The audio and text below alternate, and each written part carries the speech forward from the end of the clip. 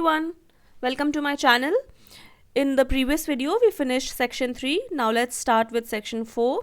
Section 4 start करने से पहले हमें यहाँ पे एक मैक्सिम देखते हैं. Falsus in uno, falsus in omnibus. इसका मतलब है false in one thing, false in everything. If a thing is false in respect of one, it must be taken to be false in respect of all. इसका मतलब है suppose ये witness ने यहाँ पे एक एविडेंस दिया और इस एविडेंस का इतना पार्ट फॉल्स था. So this part of the evidence given by the witness is false, या कोर्ट ने इस पार्ट को एविडेंस को डिसरिगार्ड कर दिया. So according to this magazine ये पूरा ही एविडेंस फॉल्स हो जाएगा या इस पूरे ही एविडेंस को कोर्ट डिसरिगार्ड कर देगी since the part of the evidence was false. Okay, so false in one thing means false in everything. ठीक है.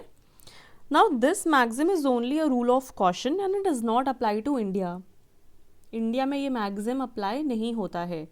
इंडिया में क्या होता है कि अगर विटनेस ने कोई टेस्टमनी दी है और अगर इस टेस्टमनी का इतना पार्ट फॉल्स है तो हम इस पार्ट को रिगार्ड कर सकते हैं. कोर्ट इस पार्ट को कंसिडर कर सकती है या नहीं भी कर सकती है, बट ये मैंडेटरी नहीं कि अगर इतना पार्ट फॉल्स है तो आप इसको भी टोटल डिसरिगार्ड कर दोगे. Now open your bare act. Let's read section 4. May presume. Whenever it is provided by this act that the court may presume a fact, it may either regard such fact as proved unless and until it is disproved or may call for proof of it. Shall presume. Whenever it is directed by this act that the court shall presume a fact, it shall regard such fact as proved unless and until it is disproved. Conclusive proof. When one fact is declared by this act to be conclusive proof of another, the court shall on proof of the one fact regard the other as proved and shall not allow evidence to be given. अब इनको हम एक एक करके समझेंगे. अब presumption क्या होता है? कोर्ट किसी भी केस का डिसीजन उन फैक्ट के बेसिस पे नहीं दे सकती जो प्रूव नहीं हुए हैं as per Indian evidence act. ठीक है, बट इंडियन एविडेंस एक्ट में ही ये प्रोवाइडेड है कि कुछ फैक्ट्स को कोर्ट कंसिडर कर सकती है बिना उनका प्रूफ मांगे. यानी अगर कोई फैक्ट्स प्रूव नहीं भी हुए हैं फिर भी कोर्ट उनको कंसिडर कर सकती है, यानी कोर्ट उन फैक्ट्स को प्रिज्यूम कर सकती है. अब प्रिजम्पशन कैसे ड्रॉ करते हैं? So presumption is drawn from the course of its nature. यानी रात के बाद दिन होता है, दिन के बाद रात होती है, विंटर के बाद समर होता है. अब इन सब फैक्ट्स को हमें प्रूव करने की ज़रूरत नहीं है क्योंकि हमेशा से ये ऐसा ही होता आया है. तो कोर्ट ऑब्वियसली ऐसे फैक्ट्स को प्रिज्यूम करेगी. अगर कोई रिवर पिछले 10 साल से किसी एक डायरेक्शन में बह रही है तो कोर्ट ये प्रिज्यूम करेगी कि वो आज भी उसी डायरेक्शन में बहती होगी. अनदर एग्जाम्पल कि अगर किसी लेटर को एक एड्रेस पे पोस्ट किया गया हो तो कोर्ट ये प्रिज्यूम कर सकती है कि वो लेटर उस एड्रेस पे पहुंच गया होगा. नाउ सपोज अगर एक ही घड़ी चोरी हो जाती है और चोरी के कुछ ही टाइम बाद वो घड़ी बी के पास मिलती है. So from these facts we can draw a natural inference. यानी हम ये प्रिज्यूम कर सकते हैं कि या तो वो घड़ी बी ने चोरी करी है या किसी ने चोरी करके उस घड़ी को बी को दिया है. इनमें से हम कोई भी फैक्ट प्रिज्यूम कर सकते हैं. प्रिजम्पशन 2 टाइप्स के होते हैं. Presumption of fact, presumption of law. Presumption of fact क्या होते हैं? कोर्स ऑफ नेचर को ऑब्जर्व करके जो हम इन्फ्रेंस ड्रॉ करते हैं. जैसे हमने पहले एग्जाम्पल में किया था कि अगर हम ये ऑब्जर्व किया कि ये एक नदी पिछले 10 साल से इसी डायरेक्शन में बहती है तो आज भी हम ये प्रिज्यूम कर सकते हैं कि आज भी वो नदी उसी डायरेक्शन में बहती होगी. प्रिजम्पशन ऑफ फैक्ट का एग्जाम्पल आपको मिलेगा section 114 of Indian evidence act. Section 114 में कुछ इलस्ट्रेशंस दिए गए हैं. उसमें बताया है कि कोर्ट किस टाइप के फैक्ट्स को प्रिज्यूम कर सकती है. आप उन्हें एक बार ज़रूर पढ़िएगा. फॉर एग्जांपल उसमें एक इलस्ट्रेशन में दिया है जो हमने पहले किया कि अगर एक ही वॉच स्टोलन हो गई है और चोरी के कुछ टाइम बाद उसको वो वॉच बी के पास मिलती है तो हम ये प्रिज्यूम कर सकते हैं कि या तो बी ने वो चोरी की है या बी को पता था कि वो चोरी की वॉच है या फिर भी उसने उसको रिसीव की है, या जब तक बी कुछ और ना प्रूफ करे हम यही प्रिज्यूम करेंगे.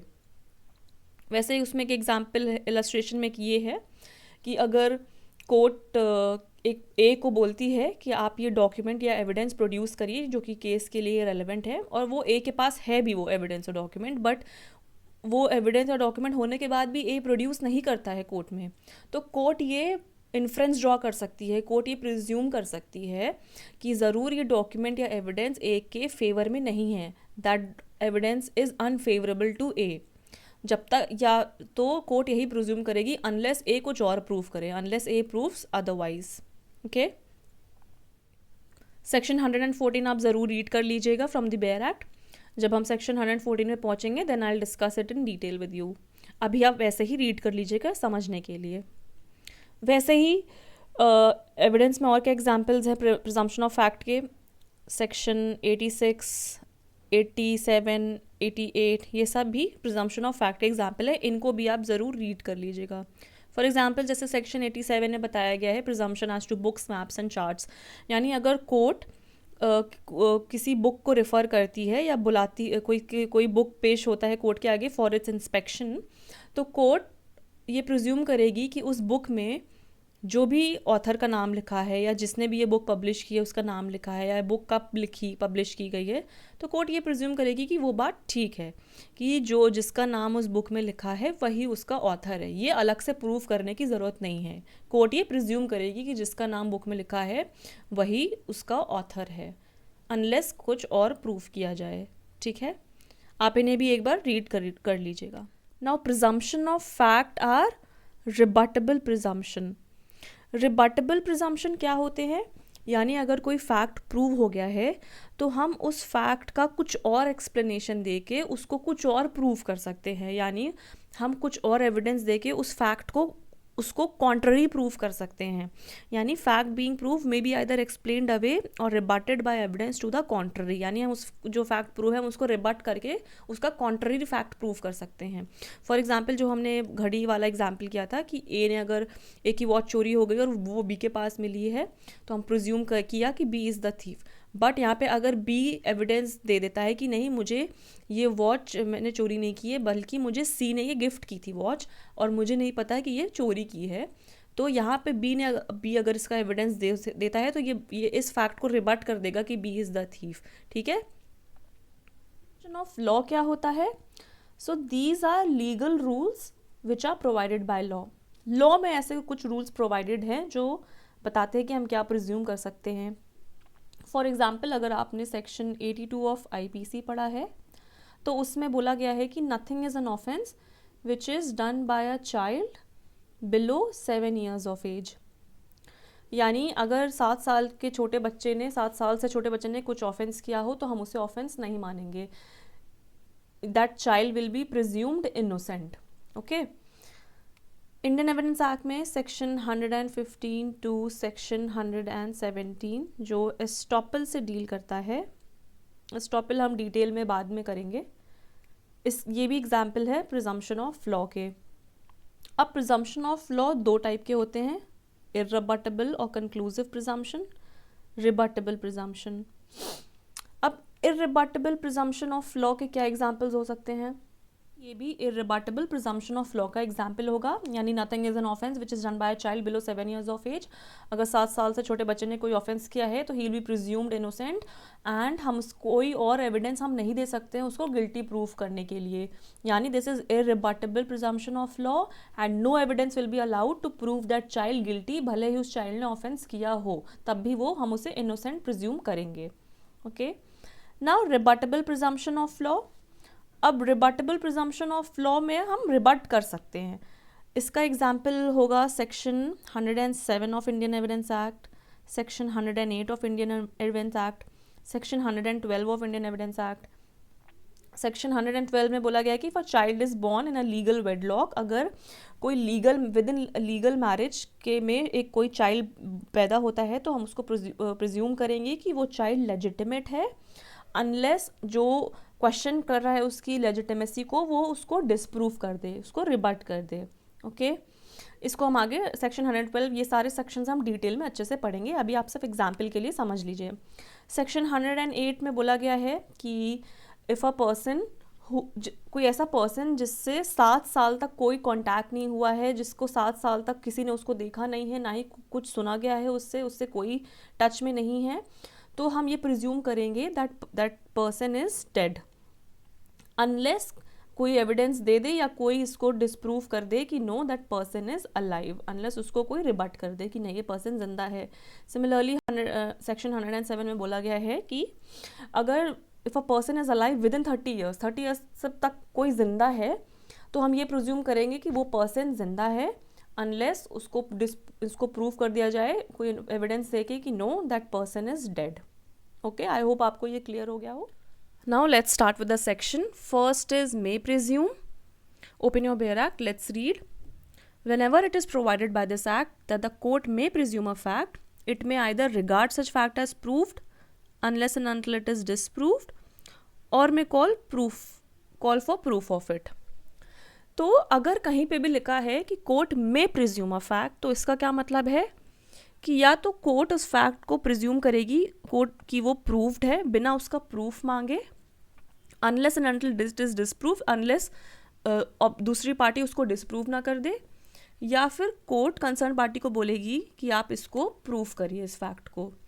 तो यानी कोर्ट के पास डिस्क्रिशन है कि या तो वो फैक्ट को प्रिज्यूम माने, कंसिडर करे कि फैक्ट प्रूव्ड है बिना उसका प्रूफ मांगे, या फिर वो कोर्ट दूसरी पार्टी को बोलेगी कि आप इसको प्रूव करिए आगे। Now may presume is a rebuttable presumption. अब यहाँ पे लिखा है unless and until it is disprove, यानी अगर कोर्ट फैक्ट को प्रूव मान रही है, प्रिज्यूम कर रही है कि वो फैक्ट प्रूव्ड है बिना उसका प्रूफ मांगे, तो unless and until it is disprove यानी दूसरी पार्टी उसको डिसप्रूव भी कर सकती है, यानी it is a rebuttable presumption, रिबट कर सकती है।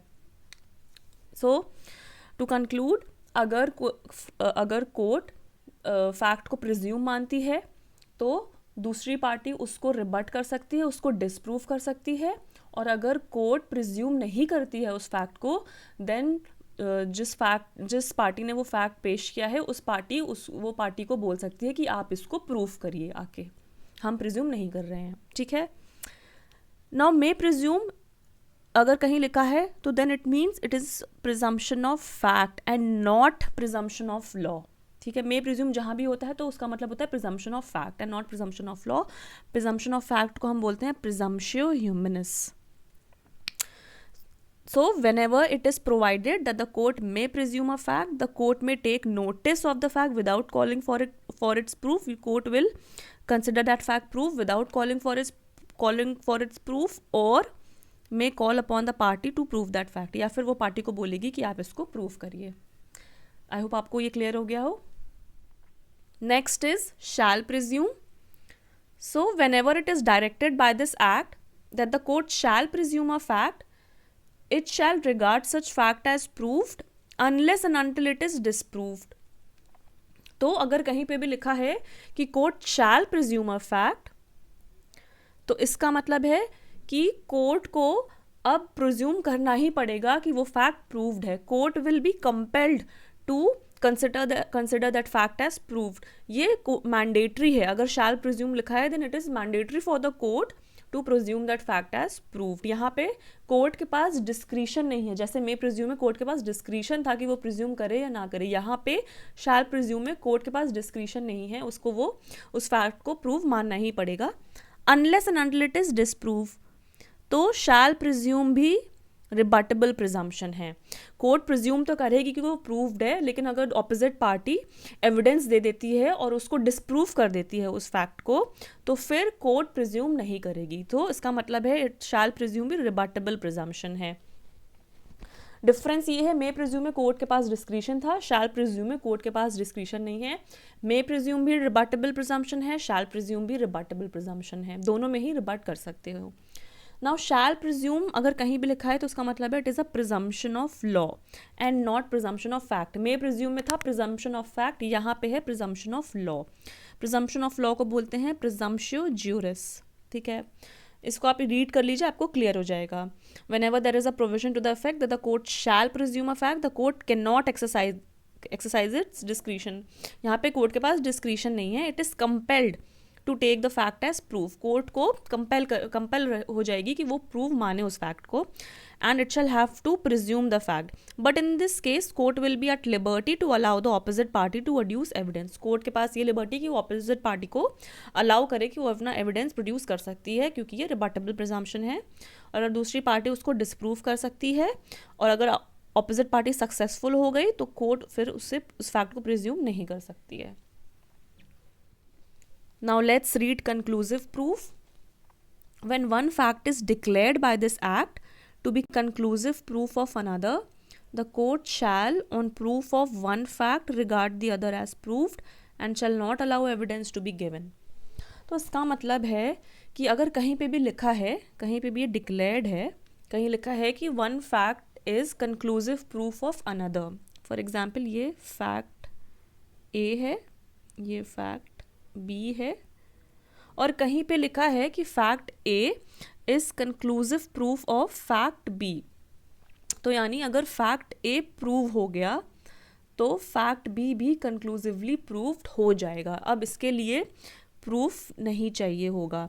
तो अगर कहीं पे भी लिखा है कि one fact is conclusive proof of another, now the court shall consider, अब it is mandatory for the court to consider the other fact as proved, और कोर्ट इस फैक्ट का अब एविडेंस नहीं मांग सकती है पार्टी से कि अब आप इसको प्रूव करें, क्योंकि ये कंक्लूसिवली प्रूव हो चुका है। ठीक है, so the court shall consider it prove and court is bound to not allow the rebuttal evidence for it. अब कोर्ट इस फैक्ट को रिबट करने के लिए या डिसप्रूव करने के लिए कोई एविडेंस अलाउ नहीं करेगी। ठीक है, so conclusive proof is rebuttable presumption, irrebuttable presumption, यानी कोर्ट अब कोई भी फैक्ट नहीं अलाउ करेगी इसको डिसप्रूव, फैक्ट बी को डिसप्रूव करने के लिए। एक बार और मैं बोल देती हूँ कि अगर कोई एक फैक्ट दूसरे फैक्ट का कंक्लूसिव प्रूफ है, यानी कि अगर फैक्ट ए प्रूव हो जाएगा, प्रूव हो चुका है, तो और ये लिखा हुआ है कि this fact is conclusive proof of this fact, तो अब ये फैक्ट भी प्रूव माना जाएगा, कंक्लूसिवली प्रूफ, और कोई एविडेंस देने की ज़रूरत नहीं है। कोर्ट अलाउ नहीं करेगी कि कोई और एविडेंस से इस चीज़ को रिबट किया जाए या इसको डिसप्रूव किया जाए, ये कंक्लूसिवली प्रूव हो जाएगा। ठीक है, अब this conclusive proof is presumption of law and not presumption of fact. जैसे हमने मे प्रिज्यूम देखा था, तो may presume is presumption of fact, shall presume is presumption of law, वैसे ही conclusive proof is also presumption of law, यानी प्रिजम्पशियो ज्यूरिस। तो यहाँ पे it is mandatory for the court, यहाँ पे भी डिस्क्रिशन नहीं है और ना ही ये रिबटेबल है। तो यहाँ पे क्या डिफरेंस है शैल प्रिज्यूम से, कि पहला तो शैल प्रिज्यूम में डिस्क्रिशन था, बट यहाँ पे डिस्क्रिशन भी नहीं है, बट शैल प्रिज्यूम रिबटेबल था लेकिन कंक्लूसिव प्रूफ इररिबटेबल है। शैल प्रिज्यूम में था कि आप एटलीस्ट रिबट कर सकते हो, कोर्ट को मानना तो पड़ेगा बट रिबट कर सकते हो, यहाँ पे कोर्ट को मानना भी पड़ेगा और रिबट भी नहीं कर सकते हो। ओके, सो ये एक बार रीड करते हैं। Whenever it is mentioned that a fact is conclusive proof of another fact, the court has no discretion at all. It cannot call upon a party to prove that fact. Court party को नहीं बोल सकती कब आप आके उसको prove करिए या डिसप्रूव करिए, nor it can allow the opposite party को भी नहीं बोल सकती कि आप कुछ एविडेंस दीजिए उसको डिसप्रूव करने का। कंक्लूसिव प्रूफ का बेस्ट एग्जाम्पल है section 112 which says birth during marriage is conclusive proof of legitimacy, यानी कि अगर any child is born during continuance of a valid marriage, अगर कोई बच्चा पैदा होता है बिटवीन अ लीगली वेडलॉक, कोई लीगली वेडलॉक है उसमें कोई बच्चा पैदा होता है, तो ये कंक्लूसिव प्रूफ है कि वो बच्चा लेजिटिमेट है, उसकी पैटर्निटी का वो कंक्लूसिव प्रूफ है। अब यहाँ ये सेक्शन में लिखा भी हुआ है कि इट इज़ कंक्लूसिव प्रूफ कि वो टेस्ट ऑफ लेजिटिमेसी। तो यहाँ पे अब कोर्ट कोई और एविडेंस नहीं अलाउ करेगी प्रूव करने के लिए उसकी लेजिटिमेसी का, क्योंकि अगर ये प्रूव हो गया है कि child is born within continuance of a valid marriage और within 280 days after its dissolution, then it shall be conclusive proof that he is the legitimate son of that man. Section 112 हम detail में बाद में करेंगे, अभी मैं आपको सिर्फ समझाने के लिए बता रही हूँ। लेकिन सेक्शन 112 में एक जजमेंट आई थी नंदलाल वासुदेव का, उसमें ये बोला गया था कि यहाँ पे DNA test is more accurate, तो डीएनए टेस्ट इस चीज़ को रिबट कर सकता है, यानी डीएनए टेस्ट की एक्यूरेसी ज़्यादा है, ये इतना परफेक्ट है कि ये सेक्शन 112 को रिबट कर सकता है। इसको हम बाद में पढ़ेंगे डिटेल में, अभी आप बस इतना समझ लीजिए। आई होप आपको ये कंक्लूसिव प्रूफ क्लियर हो गया हो। यहाँ पे मैंने एक चार्ट प्रिपेयर किया है फॉर योर इजी अंडरस्टैंडिंग, आप एक बार गो थ्रू कर लीजिएगा। These sections are example of may presume, these sections are example of shall presume, and these are example of conclusive proof। जब आप ये sections पढ़ेंगे तब उसमें आप देखेंगे कि कहाँ पे may presume है, कहाँ पे shall presume है। इनफैक्ट जब आप कोई भी sections पढ़ते हैं तो ये ज़रूर ध्यान दीजिए कि कहाँ पे may presume mentioned है, कहाँ पे shall presume mentioned है, या कहाँ पे conclusive proof mentioned है। With this we are done with section 4. In our next video we'll start with the next topic. Thank you.